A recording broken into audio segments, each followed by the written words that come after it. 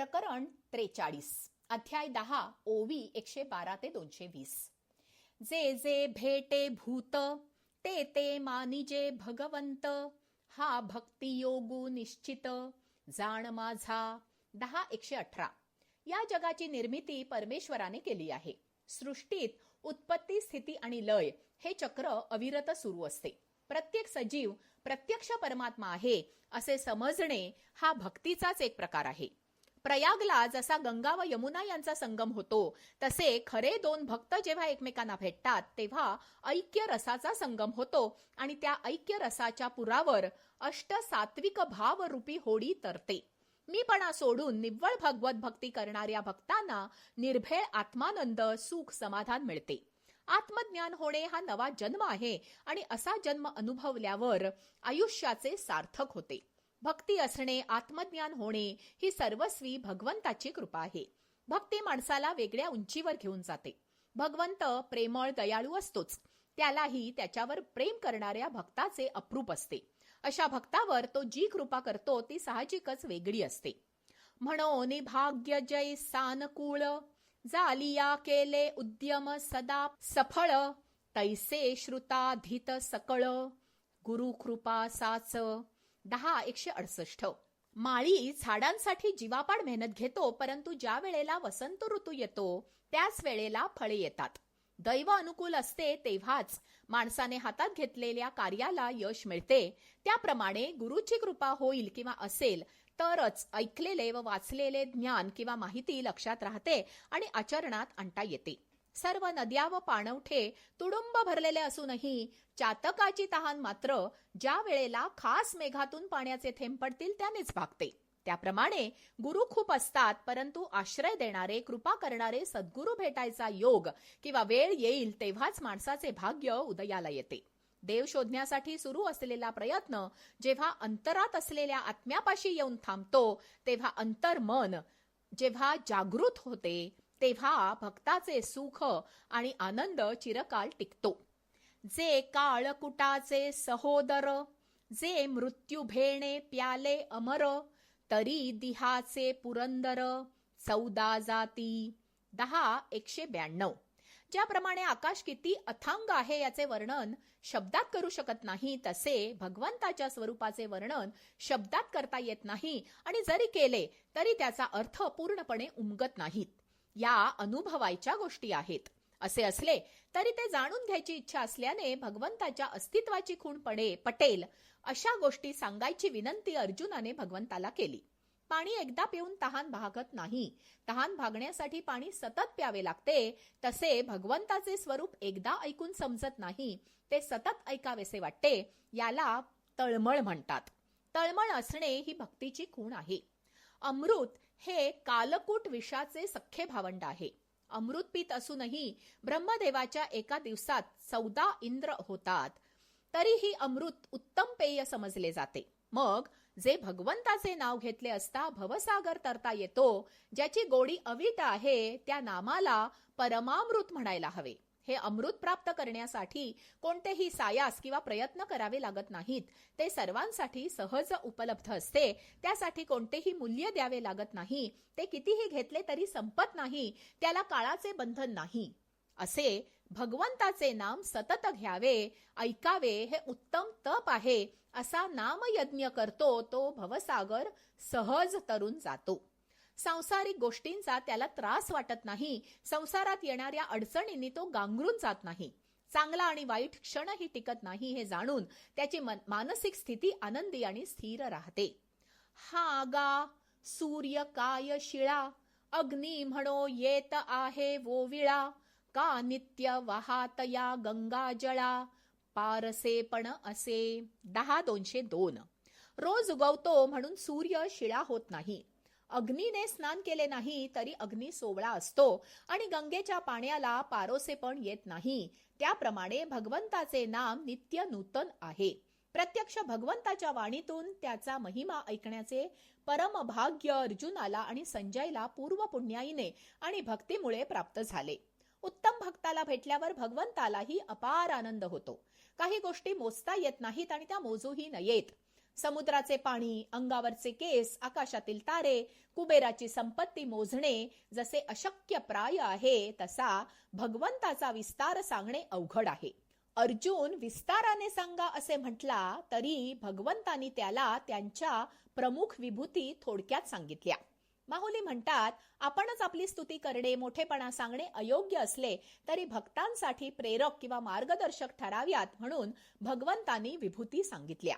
विभूती सांगायला सुरुवात करताना भगवंत म्हणाले, खरं तर डोळ्यांना जे दिसते, कानांना जे ऐकू येते, जे अनुभवता येते, ज्याला स्पर्श करता येतो, अशी प्रत्येक गोष्ट हे भगवंताचे स्वरूप आहे. प्रत्येक गोष्टीची सुरुवात आणि सांगता किंवा शेवटही भगवंताच्या इच्छेने होतो. प्रत्येक कणात अणुरेणूत भगवंत आहे म्हटल्यावर वेगळ्या विभूती सांगण्याची गरज नाही, तरीही भगवंतांनी विभूती सांगितल्या. प्रकरण 44 अध्याय 10 ओवी 221 ते 335. मी आघवीची सृष्टी, आदिबध्यांती किरीटी, ओतप्रोतपटी तंतू जेवी. 10:264. एका वस्त्रात जसे सर्वत्र सूत असते तसे विश्वात परब्रह्म भरून राहिले आहे. परमेश्वर म्हणजे वैश्विक शक्ती. संपूर्ण विश्वात परमेश्वर नाही अशी गोष्टच नाही. विभूती म्हणजे परमेश्वराचे प्रगटीकरण असणारी गोष्ट. प्रकटीकरण म्हणजे व्यक्त होणे, अनुभूती येणे. परमेश्वराचे हे स्वरूप माणूस स्वीकारत नाही. माणसाला ज्या गोष्टीतून फायदा आहे ती गोष्ट छान वाटते. फायद्या तोट्याचा विचार थांबत नाही तोपर्यंत मन निर्विकल्प होत नाही. स्वार्थ असेल तर माणूस माफ करतो, सहन करतो. स्वार्थ नसल्यावर माणसाला न्याय आठवतो. छळतिया विंदाणा, माझी चूते मी विचक्षणा, म्हणोनी चोहटा चोरी परी कवणा, निवारू नये. 10:284. 10व्या अध्यायात एकूण 75 विभूती सांगितल्या आहेत. ऐरावत, हिमालय, ऋषी, मुनी, गंगा, नाग, साप, घोडा, पिंपळ या विभूती आहेत हे पटते. पण द्यूत देवस्वरूप कसे मानावे? भगवंत सांगतात की चांगुलपणाचा अतिरेक वाईट असतो. माणसाने वाईट वागू नये, पण त्याला वाईट गोष्टींची माहिती असायला हवी. समोरचा माणूस डावपेच खेळत असेल, वाकड्यात शिरत असेल तर ते कळायला हवे आणि त्याला त्याच्या भाषेत उत्तर देता यायला हवे. परमेश्वर कठोर नसतो, पण तो अलिप्त, तटस्थ असतो. माणसाला वाटते की स्वतःच्या बाबतीत नेहमी चांगले व्हावे, पण नेहमी तसे होत नाही. कर्मानुसार फळ मिळते. तारतम्य आणि सत्सद विवेक वापरावा लागतो. नेहमी मऊ मृदुल वागून चालत नाही. प्रसंगी कठोर व्हावे लागते. पांडवांना वनवासात जावे लागले कारण दुसऱ्याच्या वागण्यातील कपट ते ओळखू शकले नाहीत. समोरचा अधर्माने वागत असूनही त्यांना विरोध केला नाही, इतके गाफील राहणे योग्य नाही. तरी आता साधारण आणि चांगू, ऐसा कैसेनी कल्पावा विभागू, वाया आपुलियेची मतिवंगू, भेदाचा लावावा. 10:313. माणसाच्या दुःखाचे कारण सांगताना माऊली म्हणतात, प्रत्येक माणूस प्रत्येक गोष्टीची तुलना करतो. प्रत्येक गोष्टीत गुणदोष पाहतो. संकल्प आणि विकल्प आहेत तोपर्यंत मन निर्विकल्प होत नाही. माणूस द्वंद्वात अडकतो म्हणून तो त्रिगुणांच्या पलीकडे जात नाही. बेडूक चिखलात असतो म्हणून वाईट, कमळ तरंगते म्हणून ते सुंदर, माणूस असा भेद करतो. कावळ्याचा आवाज कर्कश आणि कोकिळेचा आवाज मधुर वाटतो. बेडूक, चिखल, कमळ, कावळा, कोकिळ ही परमेश्वराचीच वेगवेगळी रूपे असूनही हे रूप चांगले आणि ते रूप वाईट असे माणूस म्हणतो. माणूस जोपर्यंत दोन गोष्टीत भेद करतो, बाह्य गोष्टीची दखल घेऊन त्यात तुलना करतो, तोपर्यंत माणसाचे मन एकाग्र होत नाही. माणसाला होणाऱ्या त्रासाचे अहंकार हे मूळ आहे. अहंकारामुळे माणूस स्वतःचे म्हणणे पुढे रेटतो. इतरांच्या भावनेला, आदराला किंमत देत नाही. तो इतरांशी समरस होऊ शकत नाही. समरसता नसली तरी माणूस एकरूप होऊ शकत नाही. एकरूपता नसलेले स्नेहबंध टिकत नाहीत. असे नाते टोचते आणि माणूस दुःखी होतो. प्रकरण 45 अध्याय 11 ओवी 1 ते 140. ना तरी अवसेचा दिवशी, भेटली बिंबे दोनी जैशी, तेवी एकवळा रसी, केला एथ. 11:5. अमावस्येच्या दिवशी पृथ्वीवरून चंद्र दिसत नाही कारण तो सूर्याच्या जवळ असतो. 11व्या अध्यायात शांत आणि अद्भुत या दोन रसांची श्रोत्यांना अनुभूती येईल असे सांगताना माऊलींनी हरिहर आणि सूर्य चंद्र भेटीचा दाखला दिला आहे. माऊली म्हणतात, हे दोन रस एकत्र ऐकायला मिळणं ही भगवंतांनी दिलेली अमूल्य भेट आहे. 11व्या अध्यायाच्या प्रयाग क्षेत्री शांत आणि अद्भुत रस उघडपणे दिसतात आणि अर्थात गीता बोधरूपी सरस्वती गुप्त आहे. ही पर्वणी श्रोत्यांनी साधून घ्यावी. पहा पातया पांडवाचे नावे, जो कृष्ण रानीही प्रतिपाळू धावे, तया ते अर्जुने जव पुसावे, तव साहिल काई. 11:41. भगवत स्वरूपाचे वर्णन ऐकल्यामुळे ते बघण्याची इच्छा अर्जुनाच्या मनात निर्माण झाली. कृष्णाने अर्जुनाला नेहमी मदत केली, स्वतःच्या बहिणीचे त्याच्याबरोबर लग्न लावून दिले, त्याचे सारथ्य केले, गीता सांगून मनोधैर्य वाढवले. यावर कळस म्हणजे तपस्वी लोकांनाही दुर्लभ आहे असे विश्वरूप दर्शनही घडवले. यामागचे कारण सांगताना माऊली म्हणतात, कृष्ण अर्जुनातले नाते आंतरिक होते. त्यांच्या प्रेमात हिशोब नव्हता. गाय जशी वासरावर निर्व्याज प्रेम करते आणि वासरू जसे गायीकडे धाव घेते, तसा त्या दोघात स्नेह होता. ते दोघे देहाने भिन्न असले तरी एकरूप होते. कृष्णाने अर्जुनाला गुह्य ज्ञान सांगितले आणि अर्जुनानेही कृष्णाला मनातील गुज सांगितले, शंका विचारल्या. मित्र, सखा, भाऊ, मेव्हणा, शिष्य या सगळ्याच्या पलीकडे त्यांच्यात आत्मिक नाते असल्यामुळे विश्वरूपाचे दर्शन घडव, त्यासाठी लागणारी दिव्य दृष्टी दे असे अर्जुन कृष्णाला सांगू शकला. अर्जुन नीती, नियम, धर्म यासाठी लढत होता. त्यांच्यातील बंध सच्चे होते. त्याला कसलाही मुलामा नव्हता, त्यात कोणताही स्वार्थ नव्हता. ज्याप्रमाणे बाळ स्तनपान करण्याची भीड बाळगत नाही, जलचर पाणी सोडून दुसरीकडे जात नाहीत, अगदी तसेच अर्जुनाच्या मनात कृष्णाशिवाय इतर कोणाचाही विचार आला नाही. जी किरडू तरी कापडाचे, परी लहरी येत होतिया साचे, ऐसे वाया मरतया जीवाचे, श्रेय तुवा घेतले. 11:54. एक अत्यंत महत्वाचा मानसशास्त्रीय सिद्धांत मांडताना माऊली म्हणतात, कापडाचा साप खरा वाटला तरी माणूस नुसत्या कल्पनेनेही मरेल, इतकी कल्पना वाईट असते. माणसाच्या विचाराचा त्याच्या शरीरावर थेट परिणाम होतो. निराशेचा माणसाच्या शरीरावर घातक परिणाम होतो. अशा वेळी त्यातून बाहेर येण्यासाठी कृष्ण भेटावा लागतो, अन्यथा सगळे अवघड होते. निराशा बरेचदा इतरांनी केलेल्या प्रतारणेमुळे येते. यावर उपाय सांगताना माऊली म्हणतात की मी संपवा म्हणजे माझे उरणारच नाही, कारण या जगात माझे म्हणावे असे काहीच नसते. काही ऋण असल्यामुळे माणसे भोवती जमतात. हिशोब चुकता झाला की माणसे ओळखही दाखवत नाहीत. अशा पसाऱ्यात गुंतायचे नाही. दुराग्रह, अट्टहास हा माणसाचा शत्रू आहे, जो माणसाला रसातळाला नेतो. माणूस अनेक गोष्टी दिखाव्यासाठी, मान, आदर, प्रेम, कौतुक मिळवण्यासाठी करतो. वास्तविक त्याची गरज नसते, कारण यातील कोणतीही गोष्ट मागून मिळत नाही. अहंकार कमी करण्यासाठी गुरुकृपा आवश्यक आहे. गुरुबोध नीट ऐकला, आचरणात आणला तर माणूस अहंकार आणि मोहावर मात करू शकतो. ज्याप्रमाणे कमळाचे पान चिखलावर तरंगत राहून फुलाला चिखलाचा स्पर्श होऊ देत नाही, त्याप्रमाणे गुरु उपदेश बाह्य जगातील अपप्रवृत्तीपासून माणसाला दूर ठेवतो. 5 ज्ञानेंद्रिये आणि मन हे बुद्धीला झाकोळून टाकतात. गुरुबोधामुळे बुद्धीवर असलेला पडदा दूर होतो. चांगले वाईट, चूक बरोबर यातील भेद माणसाला कळतो. माणूस न्यायाने, नीतीने वागतो. चंदन हवे असेल तर त्या भोवतीचे साप दूर करायला लागतात. भूमीतील द्रव्य हवे असेल तर तिथे असलेली पिशाचे घालवावी लागतात. स्वच्छ पाणी हवे असेल तर त्यावरील शेवाळे दूर करावे लागतात. त्याप्रमाणे ज्ञान मिळवायचे असेल तर मोह आणि आळस दूर सारून अभ्यास आणि कष्ट यांची साथ धरावी लागते. चकोरा चंद्रामृत फावले, येरा आण वाहुनी काय वारिले, परी डोळ्या विण पाहले, वाया जाय. 11:96. चकोर चांदण्याचा आनंद घेतो तसे इतर कोणी घेत नाहीत. तसे जरी कृष्णाने दुर्योधन, कर्ण, भीष्म यांना उपदेश केला तरी त्यांनी तो अंमलात आणला नाही. चंद्रप्रकाश, सूर्यप्रकाश, पाणी, हवा, माती यांचा वापर प्रत्येक जण करू शकतो, पण माणूस फुकट मिळालेल्या गोष्टी सहसा निगुतीने वापरत नाही. देव सर्वांशी समान वागतो. माणूस स्वतःच्या संचितामुळे बरे वाईट भोग भोगतो, या देवाचा दोष नाही. देव शत्रूशी लढतानाही धर्म आणि न्यायाने वागतो. असे असल्याने भगवंताने त्याचा परमभक्त असलेल्या अर्जुनाचे लाड पुरवले यात नवल नाही. आणि देवाचा लाडका असलेला अर्जुन शूर, पराक्रमी, नीतिवान, सत्शील, कृपेस योग्य होता यात शंका नाही.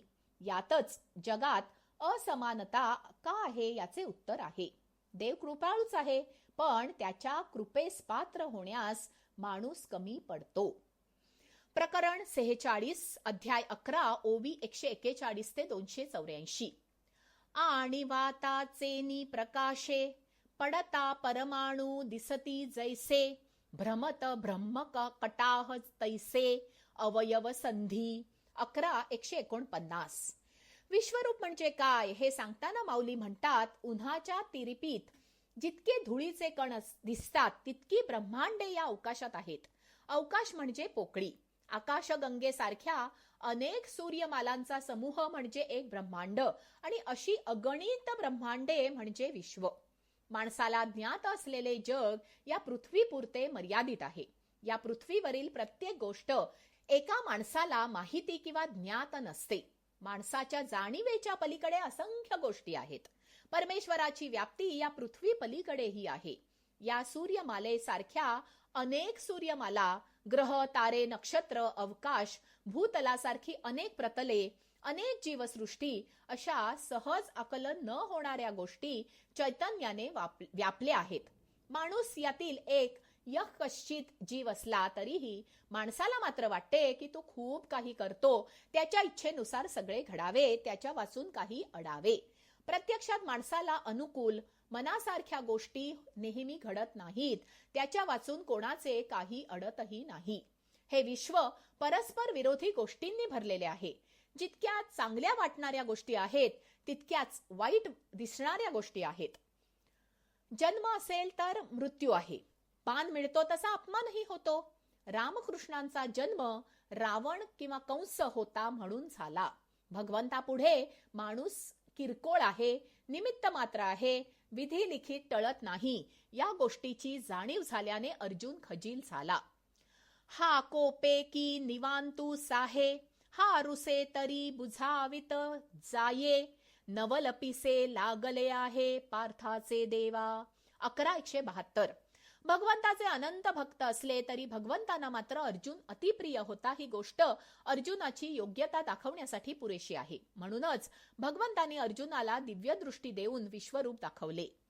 भेद हे माणसाच्या असंतोषाचे कारण आहे. एकाच मूलद्रव्याची हिरा आणि कोळसा ही 2 रूपे आहेत, पण त्यांच्या किमतीत, उपयोगात फरक आहे. जो माणूस उपयोगी पडेल, स्तुती करेल, तो माणसाला आवडतो. जो ऐकत नाही, मदत करत नाही, सरळ बोलत नाही, तो आवडत नाही. हिरा तिजोरीत ठेवला जातो आणि कोळसा चुलीत घातला जातो. माणसाची आवड स्वार्थी आणि आपुलकी मतलबी असते. जोपर्यंत गरज असते तोपर्यंतच माणसाला सहन केले जाते, गोड बोलले जाते, मर्जी राखली जाते. ओढ आंतरिक असेल तरच त्यात अपेक्षा, मान, अपमान, रुसवा नसतो. लोखंड चुंबक, चांदणे चकोर, चंद्र भरती यात नैसर्गिक उपजत बंध असतात. तसे बंध एखाद्याच देवभक्त गुरु शिष्य यात असतात. कृष्ण अर्जुनात असे बंध होते म्हणून दोघांनी एकमेकांना आयुष्यभर जपले, मदत केली.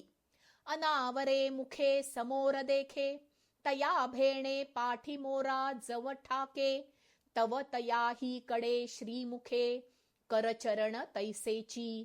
11:228. विश्वरूप बघता बघता अर्जुन त्याच्याशी इतका समरस झाला की डोळे मिटल्यावरही त्याला ते दिसले. त्याच्या लक्षात आले की मनुष्य भगवंताचेच एक रूप आहे. वास्तविक बघणे हा डोळ्यांचा विषय असला तरी स्वप्न डोळे बंद असतानाही दिसते. ज्ञानचक्षु असतील तर अनेक गोष्टी डोळे बंद केल्यावरही दिसतात. हा चमत्कार नसून ती एक योग क्रिया आहे. प्रकाश असल्यावर वस्तू दिसते, पण प्रकाश बघायला वेगळा दिवा लागत नाही. भगवंताचे दिव्य रूप बघण्यासाठी अर्जुनाला दिव्य दृष्टी दिली असल्याने त्याला सामान्य दृष्टीची गरजच नव्हती. त्यामुळे डोळे मिटल्यावरही त्याला दिव्य स्वरूप दिसत होते. कृपा असल्यावर अनेक अनपेक्षित गोष्टी विनासायास मिळतात. अनेक गोष्टींचे सहज आकलन होते, कर्तव्याची जाणीव होते, धैर्य, शौर्य एकवटते, स्वतःची सुख समजते. कृपा मागून तप करून होत नाही. कृपा पेलण्यासाठी लागणारी ताकद आणि भाग्य असेल तेव्हा कृपा होते. आंधळा सौंदर्य पाहू शकत नाही, बहिरा संगीत ऐकू शकत नाही, त्याप्रमाणे माणूस आनंद उपभोगत नाही, चांगले बघण्यापेक्षा वाईट बघतो. गुरुची कृपा झाल्यावर माणसाला आत आणि बाहेर सगळीकडे भगवंत, मूर्तिमंत, सकारात्मकता दिसू लागते आणि त्याच्या सुखाला, आनंदाला ओहोट उरत नाही. अशी कृपा अर्जुनावर झाली. कृपा झालेल्या माणसाचे मन ताब्यात असते. ज्याप्रमाणे सूर्याच्या प्रखर प्रकाशात इतर तारे दिसत नाहीत, त्याप्रमाणे स्वस्वरूपाचे ज्ञान झाले की षड्रिपूंचा प्रभाव उरत नाही. असा माणूस चिडत नाही, निराश होत नाही, काळजी करत नाही, त्रास करून घेत नाही. शब्दातील, घटनेतील योग्य अर्थाचे आकलन होणे हे कृपेमुळे शक्य होते. व्यासमुनींच्या कृपेने विश्वरूपाचे दर्शन झाल्याने संजय नशीबवान ठरला. कृपा अशीही असते. परिया तुझिया रूपा आंतू, जी उणीव एक असे देखतू, जे आदी मध्य अंतू, तिन्ही नाही. 11:280. अर्जुन म्हणतो की भगवंत निर्गुण, निराकार, सर्व व्यापी आहे. हे चांगले म्हणावे की वाईट हेच कळेना. कारण सुरुवात आणि शेवट नसल्याने त्याचे स्वरूप समजून घेणे अवघड आहे. भगवंत नाही अशी जागा नाही, तरीही तो पटकन समजत नाही, सापडत नाही.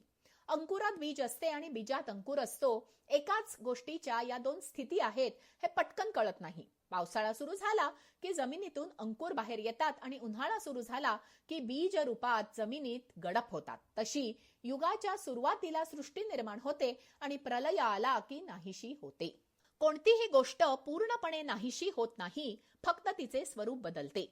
आणि हीच भगवंताचे स्वरूप समजून घेण्यातली मुख्य अडचण आहे. तो एका स्वरूपात कधीच बंदिस्त नसतो. माणसाला चुकीची वाटणारी गोष्ट बरोबर असू शकते. कठोर वाटणारे बोल हिताचे असू शकतात. जवळची वाटणारी माणसे तटस्थ राहतात तेव्हा एखादा परका माणूस मदत करतो. बदल हा या विश्वाचा शाश्वत भाव आहे. परमेश्वर म्हणूनच नित्य नूतन असतो. त्यामुळेच त्याचे वर्णन करायला शब्द अपुरे पडतात. पृथ्वी, सूर्यमाला, आकाशगंगा, ब्रह्मांड, विश्व. प्रकरण 47, अध्याय 11, ओवी 285 ते 426. तरी मज पाहता मुकुंदा, तू ऐसाची व्यापकू सर्वदा, भक्तानुग्रहे तया मुग्धा, रूपा ते धरिसी. 11:289. परमेश्वराचे रूप सर्व व्यापक आहे. भक्ताच्या सोयी करता तो सुंदर सगुण अवतार घेतो. ते रूप पाहून भक्ताचे मन व डोळे शांत होतात. देव मनुष्य रूपात असल्याने भक्ताला त्याची महानता समजत नाही. अर्जुनाला दिव्य दृष्टी मिळाली म्हणूनच त्याला भगवंताची विशालता, महानता लक्षात आली. मोराने पिसारा आवरावा, क्षणात वीज चमकून लुप्त व्हावी, सूर्य अचानक ढगामागे दडावा, तसे भगवंताने विराट रूप आवरून सौम्य भासणारे चतुर्भुज रूप धारण केल्यावर अर्जुनाला वाटले. त्यामुळे भारावून तो पाहिलेल्या अलौकिक रूपाचे वर्णन भगवंतालाच सांगू लागला. भगवंताची स्तुती करावी की आभार मानावे, की आतापर्यंत नकळत झालेल्या चुकांबद्दल क्षमा मागावी, की विराट स्वरूप बघता आल्याने स्वतःला भाग्यवान समजावे, अशा उलटसुलट विचारांनी अर्जुन गोंधळून गेला. भगवंताला शरण जावे, त्याचा अधिकार मान्य करावा असे त्याला मनापासून वाटले. जव तुझे रूप नोहे दिठे, तव जगासी संसारिक गोमटे, आता देखिलासी तरी विषय विटे, उपनला त्रासू. 11:321. जोपर्यंत भगवंताचे रूप दृष्टीस पडले नाही तोपर्यंत विषय सुख चांगले वाटते. अर्जुनाला स्वस्वरूपाचे दर्शन झाले, त्या अर्थी त्याला विषयांचा वीट येऊन त्याविषयी कंटाळा आला. जेव्हा माणूस भोगातून अलिप्त होतो तेव्हा त्याला भगवंताचे दर्शन घडते. अग्नीने पोळलेला माणूस थंडाव्यासाठी समुद्राजवळ येतो, त्यावेळी खवळलेल्या पाण्याच्या लाटांनी तो अधिकच भीतो. तसे भगवंताचे विराट रूप पाहून अर्जुन घाबरला. म्हणजेच देवाचे स्वरूप पाहण्याची ताकद प्रत्येकात नसते. म्हणूनच सगळ्यांना देवाचे अस्तित्व जाणवत नाही. तत् म्हणजे अव्यक्त ब्रह्म आणि त्वम म्हणजे तुम्ही. सांख्य तत्वज्ञानामध्ये 5 महाभूते पृथ्वी, जल, अग्नी, वायू आणि आकाश, अहंकार, बुद्धी, मन, कान, डोळे, त्वचा, नाक, जिव्हा ही 5 ज्ञानेंद्रिये आणि त्यांचे विषय, जीभ, हात, पाय, उपस्थ आणि गुद ही 5 कर्मेंद्रिय आणि त्यांचे विषय इच्छा, द्वेष, सुख, दुःख, चेतना, धैर्य आणि संघ अशी प्रकृतीची 36 तत्वे मानली जातात. भू, भुव, स्वर, मह, जन, तप, सत्य असे 7 स्वर्ग आणि अतल, वितल, सुतल, महातल, रसातल, तलातल, पाताल असे 7 पाताळ मिळून 14 लोक मानले जातात. जय अमरावतीये आला धाडा, तैम्या एकलेनी केला उवेडा, जो मी काळाचियाचाही तोंडा, वासिपू न धरी. 11,387. ज्यावेळी अमरावतीवर राक्षसांचा हल्ला झाला त्यावेळी मी एकट्याने तो परतवला आणि तो मी साक्षात काळ समोर आला तरी भय न धरणारा आहे. अशा प्रकारे अर्जुन स्वतःची थोरवी सांगून म्हणतो की मी शूर आहे. तरीही आगामी विनाशाच्या कल्पनेने त्याचे मन व्यथित झाले आहे. आग विझवणाऱ्या वाऱ्यामुळेच वणवा पेटतो तसा जन्म देणारा भगवंतच सर्व गोष्टी नाहीशा करतो हे पटण्यासारखे नाही. आणि कही भूत जात ते उपजलेची ठाई ग्रासित, परियाचिया मुखा निभ्रांत, न सुटेची काही. 11,422. जेवढे प्राणी आहेत तेवढ्या सर्वांस उत्पन्न झालेल्या ठिकाणीच मुख गिळून टाकत आहेत.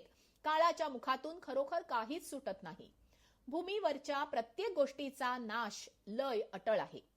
तरीही माणसे अमरपट्टा लावून आल्यासारखी वागतात. माणसाला अनुकूल गोष्टीचा त्रास होत नाही आणि प्रतिकूल गोष्ट सहन होत नाही. पण गोष्ट चांगली असो अथवा वाईट, आवडीची असो वा नकोशी, ठराविक काळानंतर ती संपते. प्रकरण 48, अध्याय 11, ओवी 427 ते 560. आता तैसे या विश्वासी जाहाले, देवो नव्हे हे कर्म आले, की जग जळ चरा पांगिले, काळ जाळे. 11,436. भगवंतांनी दिव्य दृष्टी दिल्यानंतर अर्जुनाला जंगलात वणवा लागावा तसे विश्व भासत होते.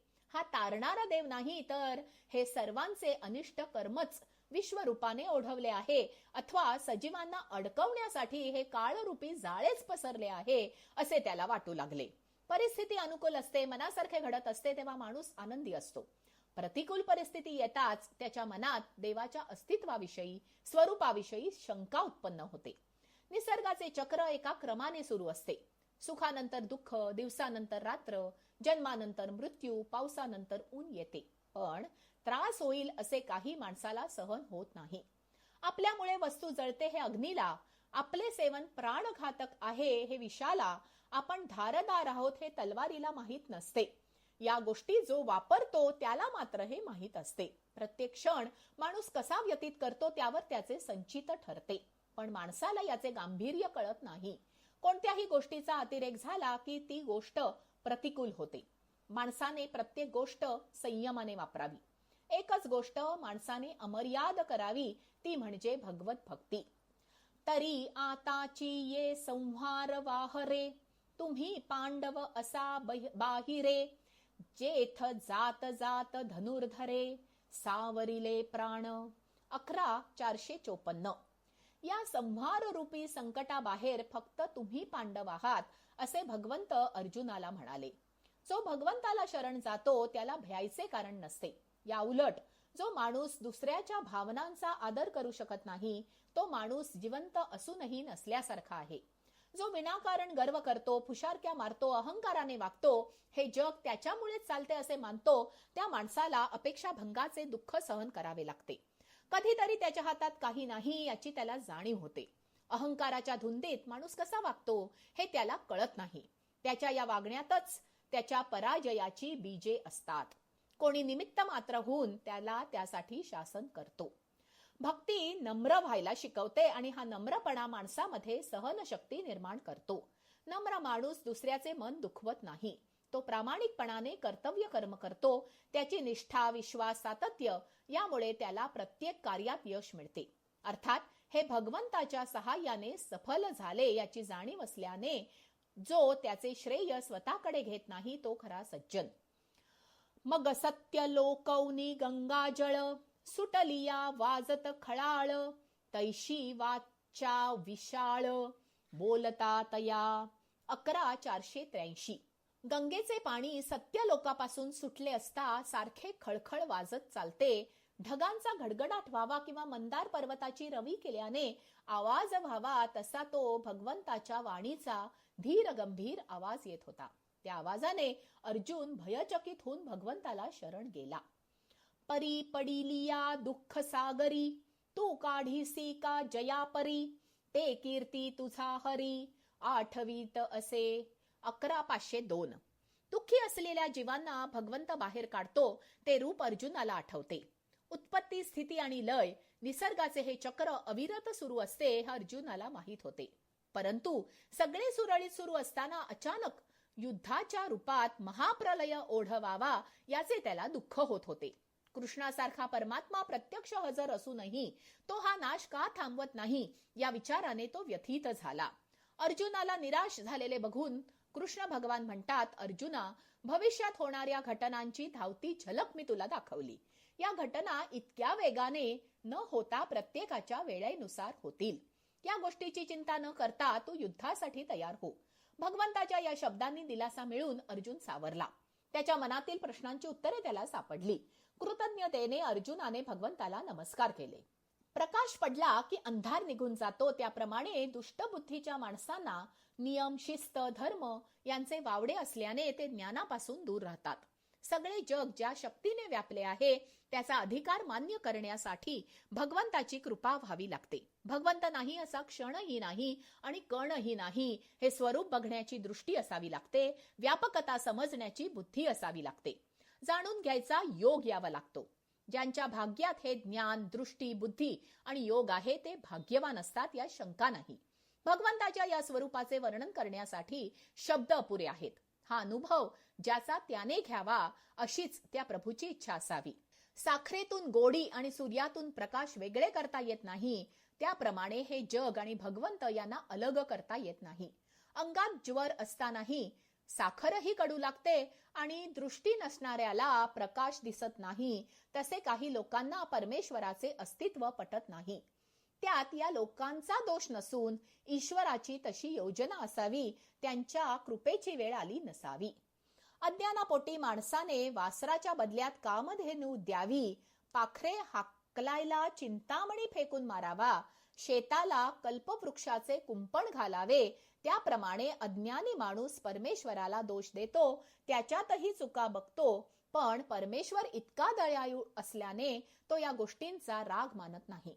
कोणत्याही प्रकारे माणसाने ईश्वराचे स्मरण केले तरी त्याचे कल्याण करतो. आई लेकराचे अपराध क्षमा करते किंवा समुद्र सगळे प्रवाह सामावून घेतो, तसे परमेश्वर खऱ्या भक्ताचे अपराध माफ करतो. ज्ञानेश्वर महाराज की जय.